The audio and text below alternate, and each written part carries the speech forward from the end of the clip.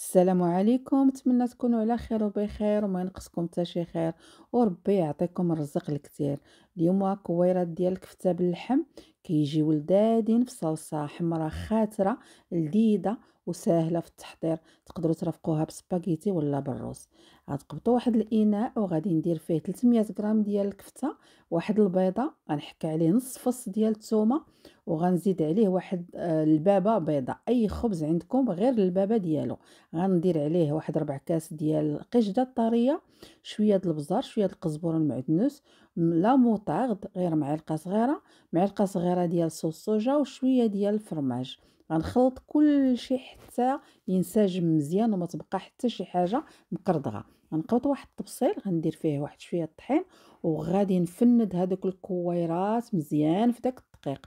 وغادي نجيب واحد نص بصله حمراء ونص بصله بيضاء، ولا غير البصله الحمراء اللي كان، وغادي نقطعهم رقاقين مع واحد نص هاد فلفله حمراء ونص فلفله صفراء وشويه ديال خيزو، غير خيزويه وحده.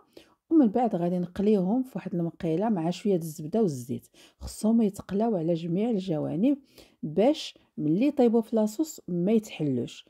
غادي نحيدهم جانبا، وغنقبط المقيله ديالي اللي غنكون مسحتها، ندير شويه د الزيت شويه د الزبده، وغادي ندير هذيك البصله اللي شلطت مع شويه ديال الثومه شويه د الملحه، وغادي نديرهم يتشحروا مع الفلفله وخيزو اللي مقطعين طريفات صغيورين، ما يكونوش مقطعين كبار.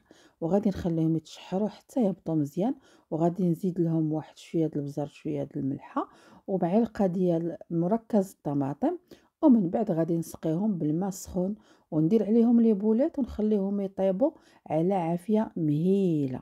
شوفوا معايا كي كتجي هاد المريقه خاتره وكتجي لذيذه. تقدروا ترافقوها مع الروز، مع سباغيتي، مع تاكلوها غير هكذاك بالخبز، كتجي واعره وكتجي لذيذه.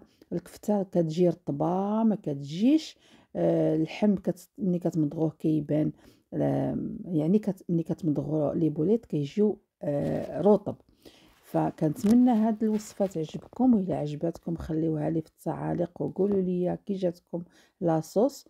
واذا بغيتوا طرق اخرى ديال لي بوليت بالصلصه البيضاء خليها لي في التعاليق، ومانا غير نفذ، نتوما امروا وانا ننفذ. شكرا لكم على التتبع والمتابعه، الى وصفه قادمه ان شاء الله، ومع السلامه.